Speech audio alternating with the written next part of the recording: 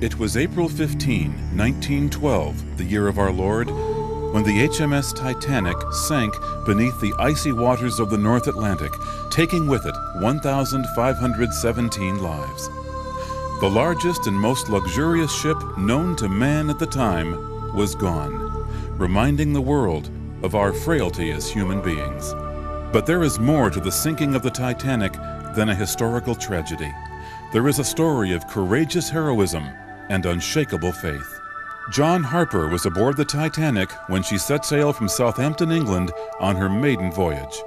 An evangelist, originally from Glasgow, Scotland, he was well known throughout the United Kingdom as a charismatic, passionate speaker who led many to Christ through his gift of preaching. In 1912, Reverend Harper received an invitation to speak at the Moody Church in Chicago, USA. And on April 11, 1912, John Harper boarded the Titanic. The world was captivated with the ship. Widely proclaimed as unsinkable, it was the largest movable object ever built by man at the time. Some of the wealthiest people in the world were aboard. While many of the passengers spoke of business deals, acquisitions, and material desires, John Harper was diligently sharing the love of Christ with others. In the days leading up to the tragedy, survivors reported seeing Harper living like a man of faith, speaking kind words, and sharing the love of Christ. On the evening of April 14th, as passengers danced in the ballroom and tried their luck at the card tables, John Harper put his daughter to bed and read his devotions, as he did every night. At 11:40 p.m., the Titanic struck an iceberg. The unsinkable ship was doomed. Either in disbelief or unaware at the time, passengers continued about their pleasures.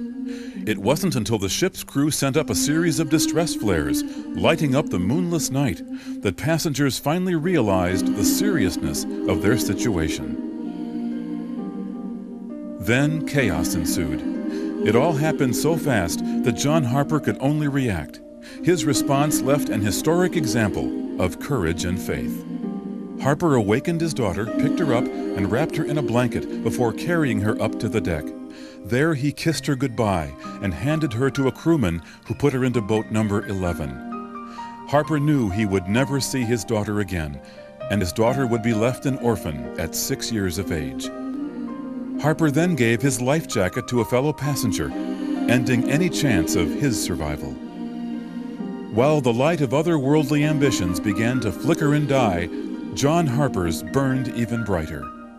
As the sounds of terror and mayhem continued, Harper focused on his God-given purpose.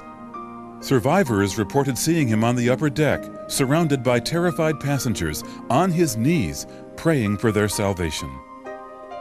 At 2:40 a.m., the Titanic disappeared beneath the North Atlantic, leaving a mushroom-like cloud of smoke and steam above her grave, and tragically, over 1,000 people, including Harper, fighting for their lives in the icy water. He managed to find a piece of floating wreckage to hold on to. Quickly, he swam up to every person he could find, urging those about him to put their faith in Jesus Christ. While death forced others to face the folly of their life's pursuits, John Harper's goal of winning men to Jesus Christ became more vital. Soon, John Harper began to succumb to the sea. Even in his last moment, this tireless man of undying faith continued his life pursuit of winning lost souls. I am a survivor of the Titanic. I was one of only 6 people out of 1,517 to be pulled from the icy waters on that dreadful night. Like the hundreds around me, I found myself struggling in the cold, dark waters of the North Atlantic. The wail of the perishing was ringing in my ears when there floated by me a man who called to me, "Is your soul saved?" I heard him call out to others as he and everyone around me sank beneath the waters to eternity. There alone in the night, with 2 miles of water under me, I cried to Christ to save me. I am John Harper's last convert.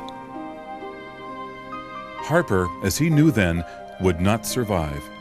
But his example of undying faith and commitment to the Word of God lives as an example for all to see.